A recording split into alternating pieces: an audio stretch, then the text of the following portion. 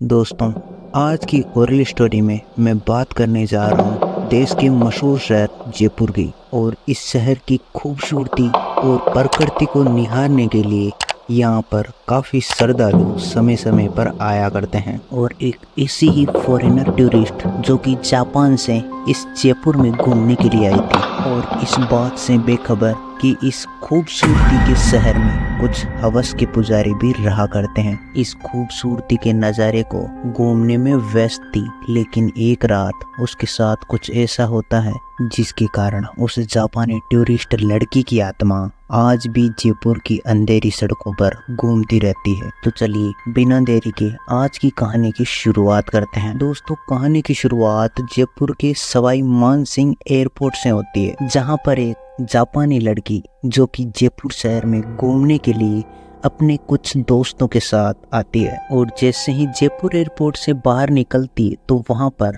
Taxi book करती है और उसके बाद अपनी होटल चली जाती है। और जैसा कि शायद आप लोगों को पता होगा कि जो फॉरेनर टूरिस्ट यहाँ पर घूमने के लिए आते हैं उनके रहने की जगह अक्सर पहले से ही बुक रहती है, और इसीलिए वो सभी दोस्त अपने होटल में जाते हैं और रात भर आराम से वहाँ पर रुक जाते हैं। और जैसे ही सुबह होती है तो वो जयपुर शहर की खूबसूरती को देखने के लिए अपनी अपनी लोकेशन पर निकल जाते हैं। और पूरे दिन सभी दोस्त जयपुर शहर को एंजॉय करते हैं और उसकी प्रकृति का लुत्फ उठाते हैं। और जैसा कि इंडिया में जो भी टूरिस्ट घूमने के लिए आते हैं तो उनके लिए एक टूर गाइड जरूरी होता है, और इसी प्रकार इनको गाइड करने वाला होता है मोहन, जो कि उन जापानी टूरिस्ट को अच्छे से हर जगह के बारे में बताता है और अच्छे से पूरी जगह घुमाता भी है। और इसी बीच उनकी मुलाकात एक फोटोग्राफर से होती है जो कि अच्छी फोटोग्राफी करने के साथ साथ अच्छी इंग्लिश भी बोल लेता था। और शायद यही एक रीजन रहा होगा जिसके कारण उन जापानी लड़कियों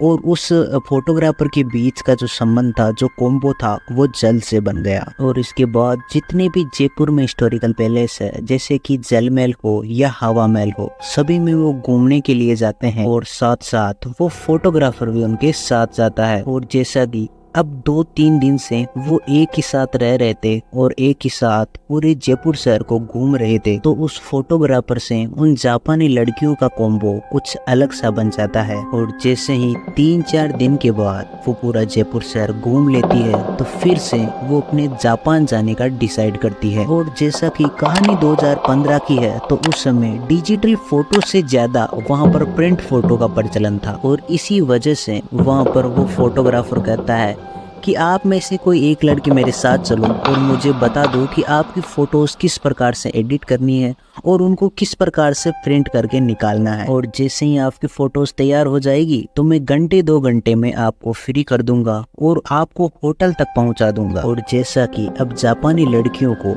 जयपुर से अपने देश जापान वापस जाना था, तो इसलिए फोटोज भी लेकर जानी थी, इसलिए उनमें से एक सीनियर लड़की डिसाइड करती है कि मैं इस फोटोग्राफर के साथ जाकर फोटोज लेकर होटल आती हूँ और तुम सब लड़कियां यहाँ से मोहन के साथ अपने होटल चलो। और इसके बाद ठीक ऐसा ही होता है, वहाँ से वो सारी लड़कियां मोहन के साथ अपनी गाड़ी में होटल की ओर रवाना हो जाती है। वहीं दूसरी जो सीनियर जापानी लड़की थी वो उस फोटोग्राफर के साथ तो फोटोज लेने के लिए चल देती है। और इसके बाद चलते चलते फोटोग्राफर किसी 1-2 हिस्टोरिकल पैलेस पर उस जापानी लड़की को लेकर जाता है और वहाँ पर घुमाता है और उसकी फोटो शूट करता है। और जैसा कि अब शाम हो चुकी थी और धीरे धीरे अंधेरा भी होने लगा था, तो वो फोटोग्राफर उस जापानी लड़की को अपनी गाड़ी में बिठाता है और अपनी बहन के घर पर लेकर जाता है, जहाँ पर वो जापानी लड़की को अपनी बहन से मिलाता है और काफी देर वो सब बातें भी करते हैं। और इसके बाद उस जापानी लड़की को वो फोटोग्राफर अपने ऑफिस में लेकर जाता है और वहाँ पर वो फोटो एडिट करते हैं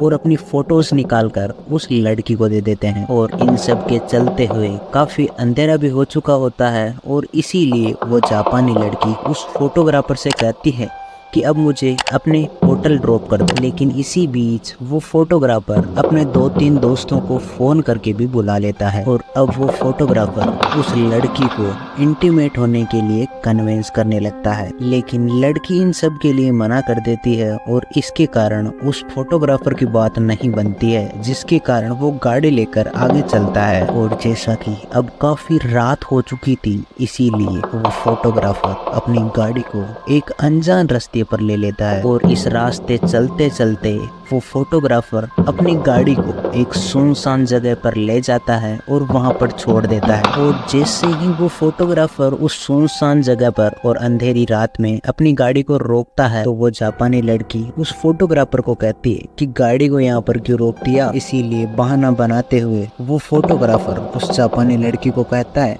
कि शायद गाड़ी में कोई खराबी आ चुकी है, इसलिए मुझे गाड़ी को देखना होगा। और इसके बाद वो लड़का उस गाड़ी से नीचे उतरकर उस गाड़ी के चारों ओर फिरने लगता है और आसपास के माहौल को देखने लगता है। और इसी बीच वो इंतजार करने लगता है कि कब उसके दोस्त वहां पर आएंगे। और इसी बीच उसके 3 दोस्त अपनी बाइक के साथ वहां पर आते हैं। और जैसा कि प्लान तो पहले से बनाया जा चुका था, इसलिए वो चारों वहां पर एक शांत माहौल का इंतजार करने लगते हैं। और जैसा कि अब काफी गहरी रात हो चुकी थी और वो सुनसान जगह थी, इसीलिए वो चारों उस लड़की के पास जाते हैं और उसके साथ जोर जबरदस्ती करने लगते हैं। और फिर वो चारों मिलकर उस लड़की का रेप करते हैं। और इन सब के बीच वो पीड़िता काफी दर्द से चिल्लाती भी है और हेल्प मांगने की कोशिश करती है, लेकिन दूर दूर तक सन्नाटा था, इसीलिए उसकी आवाज कोई नहीं सुनता। और देखते ही देखते उसी समय पर उस लड़की की मृत्यु हो जाती है। और ये मंजर देखकर वो चारों राक्षस काफी घबरा जाते हैं। और इसके तुरंत बाद वो अपनी गाड़ी लेकर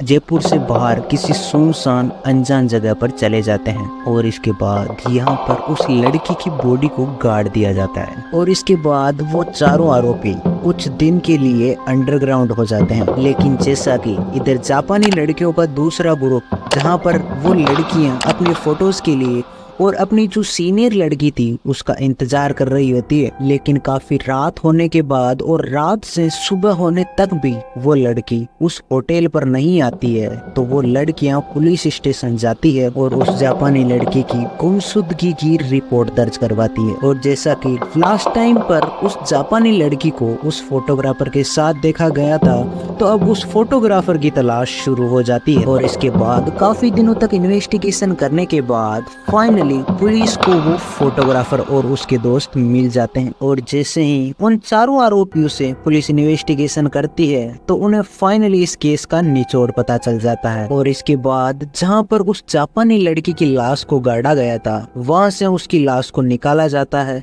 और उसका अंतिम संस्कार किया जाता है। और इसके बाद उन चारों आरोपियों को पुलिस फांसी देने की सजा सुनाती है। लेकिन आज भी कहा जाता है कि उस जयपुर की अनजान सड़क पर, जहां पर उस निर्भया के साथ बलात्कार वगैरह हुआ था, वहां पर आज भी उस लड़की की आत्मा घूमती रहती है। और इसी कारनामे को देखते हुए अब गवर्नमेंट ने उस सड़क को ब्लॉक कर दिया है। तो दोस्तों, कैसी लगी आपको आज की ओरल क्राइम स्टोरी? कमेंट करके जरूर बताइए। और जिस तरह से हमें आए दिन खबरों में बलात्कार के केस देखने को मिलते हैं, तो उनको लेकर आपका क्या कहना है? और जो भी आरोपी इस घटना को अंजाम दे रहा है, उनके प्रति गवर्नमेंट को कौन से स्ट्रिक्ट रूल निकालने चाहिए, हमें कमेंट बॉक्स में जरूर बताइए। और ऐसी ही मिस्टीरियस और क्राइम हॉरर स्टोरीज के लिए इस चैनल को लाइक शेयर सब्सक्राइब करना बिल्कुल मत भूलिए। तो मैं जल्द मिलता हूँ एक और ऐसी ही हॉरर स्टोरी के साथ। तब तक के लिए आपका बहुत बहुत धन्यवाद।